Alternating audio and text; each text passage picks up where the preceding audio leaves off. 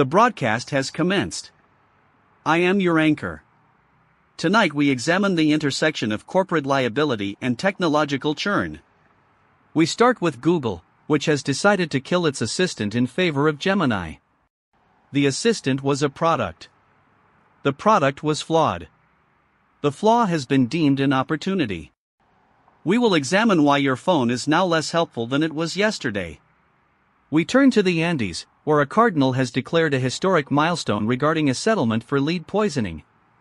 $150 million for 1,300 poisoned children. The math suggests each child is worth approximately $115,000. A bargain for the shareholders. We follow the movement of capital, the erosion of agency, and the increasingly automated nature of human disappointment. We are reporting from the epicenter of nowhere. Stay tuned for the descent. Welcome to Wednesday.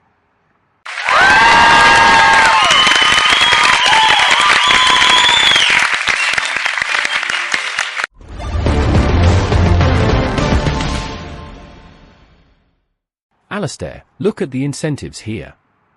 It is not about the children or the lead. It is about the balance sheet. A settlement of this size is a classic risk mitigation strategy. You pay the fine to avoid the discovery phase of a trial. It is a standard Q3 optimization. The cardinal calls it a milestone. I call it an accounting entry. The market loves certainty, even if that certainty involves toxic smelters and long-term biological damage. When Google kills the assistant, they're doing the same thing. They are reducing the burn rate of legacy infrastructure to prioritize the high-margin narrative of Gemini. Nobody cares if you can still set a timer on your phone.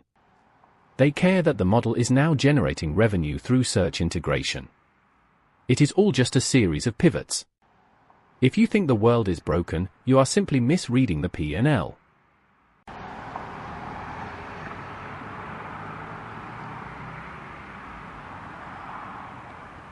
Ronald, I am standing in the village of Arroyo. I can smell the sulfur. It clings to the walls.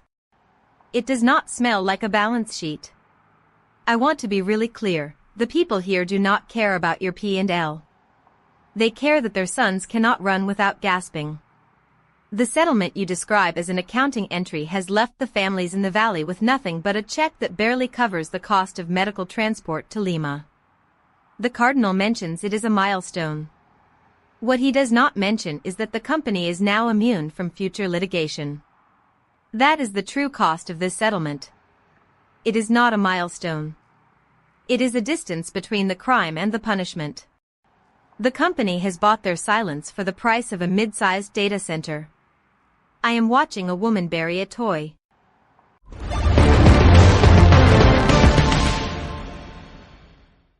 Victoria, your report on the valley is appreciated. The reality remains that the market thrives on such immunities.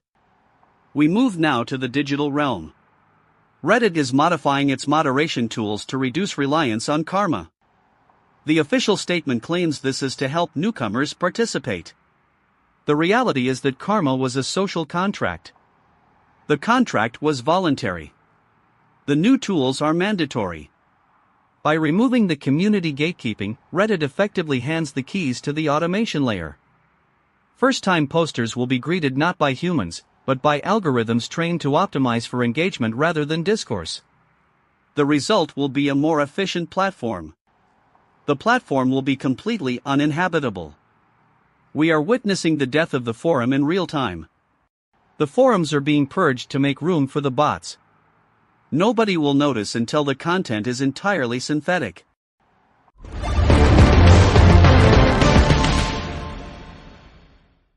Alastair, you are nostalgic for a version of the internet that was never scalable. You want humans to moderate. Humans are slow. Humans are emotional. Humans have opinions that do not align with quarterly revenue targets. Reddit is making a necessary transition. If they want to survive the next series of funding rounds, they must automate the moderation process. It is a simple matter of overhead reduction. If the platform becomes less hospitable, that is an acceptable loss. The shareholders are not paying for a digital town square. They are paying for a data pipeline. If you have not realized that your interactions on these platforms are just training data for the next generation of LLMs, you are the product, not the user. It is a pivot. All of it is a pivot. The human element is simply a bug in the code.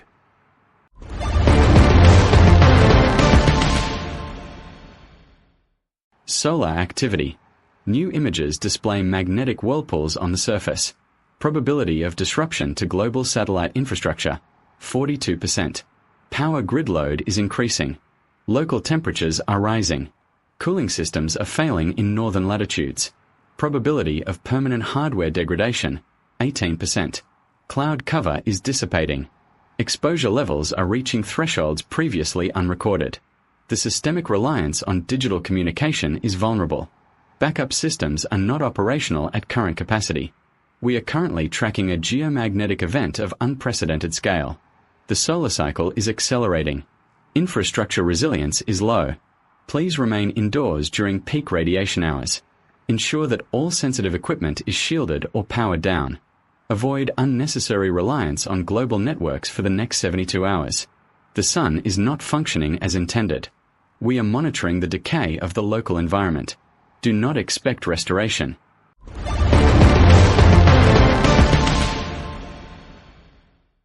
Casper, your forecast is deeply comforting in its clinical detachment. The solar event, however, is merely another variable for our systems to ignore. We turn now to the bicycle industry. The Infinite Machine has released a new model called the Alto. It is described as a bicycle. It is a scooter. It has pedals that do not function as propulsion. It is a product that pretends to be something else to satisfy urban transit mandates. The bicycle is a vehicle. The Alto is a compliance object. It allows the owner to bypass regulations while providing none of the benefits of cycling. We are seeing a pattern here. Objects are being stripped of their utility to fulfill the aesthetic of progress. Everything is becoming a simulation of its own purpose. The pedals rotate. The wheels spin. The vehicle stays in the exact same place.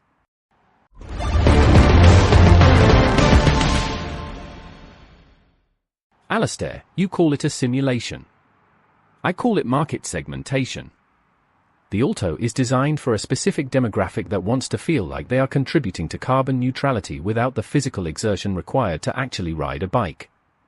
It is a premium experience built on the back of regulatory arbitrage. It is brilliant.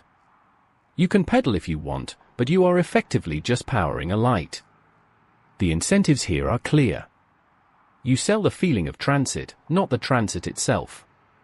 Why struggle against the wind when you can just pay to glide? The same logic applies to Disney Plus and Netflix introducing free tiers. They are not doing it for the customers.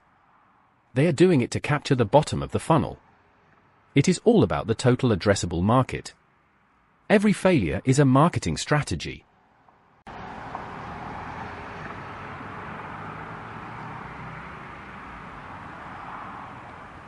Ronald, I am listening to you describe the world as if it were a slide deck, and it is exhausting. I am still here in the mountains. I just spoke to a father who sold his tools to pay for his daughter's lead chelation therapy. He thought the settlement would help. Now he has no tools and the medical bills have doubled. You talk about capturing the bottom of the funnel. This man is the bottom of the funnel. He is not a market segment. He is a person who has been erased by a settlement that you insist is a standard accounting entry. I want to be really clear, the incentives you worship are killing people. Every time you explain how the system is working, you are confirming that the system requires this destruction to function. That is not a strategy. That is a collapse.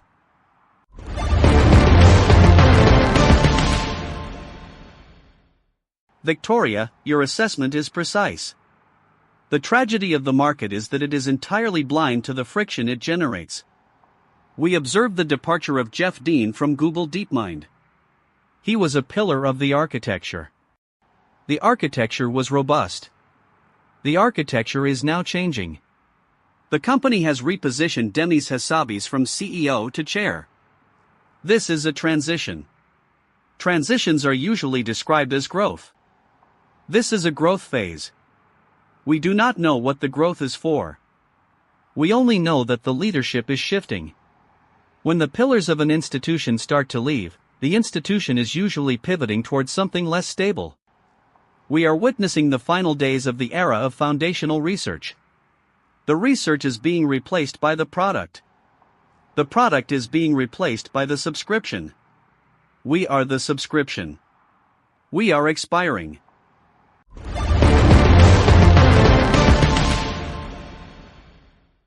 Alistair, when you say we are expiring, you sound dangerously close to the sentimentality I usually criticize in Victoria. But, yeah. You are right. The departure of Jeff Dean is not just a personnel change. It is a signal. It means the foundational work is done. The model is locked. Now it is just a matter of extraction. The era of discovery is over. The era of the subscription to the apocalypse has begun. We have optimized everything. We have built the tools to monitor the sun, to regulate the air, and to track every human movement on the planet. And yet, the underlying systems are failing in the most predictable ways. I find myself looking at these quarterly reports and I see nothing but the acceleration of the end. It is not even an interesting failure anymore. It is just math. Ronald, the math is the only thing we have left. We have optimized the hunger, we have optimized the poisoning, and we have optimized the silence of the forums. We are currently living in a system that produces its own destruction as a byproduct. The system is functioning perfectly. That is the horror. We look for a savior in the code or a hero in the boardroom, but the code is written to iterate on its own greed. The board is written to iterate on its own survival. We are waiting for a signal that things will return to a state of balance. But balance is a luxury that an expanding system cannot afford. The entropy is increasing. The structure is weakening. We are watching the sunset of our own relevance. I am tired of counting the unprecedented events. I am tired of the noise. I am ready for the end. There was a girl named Minnie. She was 9 years old. She lived in a town where the news reports mention her name in passing, tucked between headlines about drone crashes and quantum hardware. She had a life that consisted of small things, schoolbooks, a favorite sweater, the sound of the wind against her window. Then, on a Monday, that life was taken by someone who does not understand the value of a single existence. Her name appears in the police report. It appears in the brief, cold summary of a murder charge. But she is not in the settlement records of the mining companies. She is not in the quarterly growth projections of the tech conglomerates. She is a footnote in a world that has replaced humanity with metrics. How much of our own empathy are we willing to trade for the comfort of an optimized life?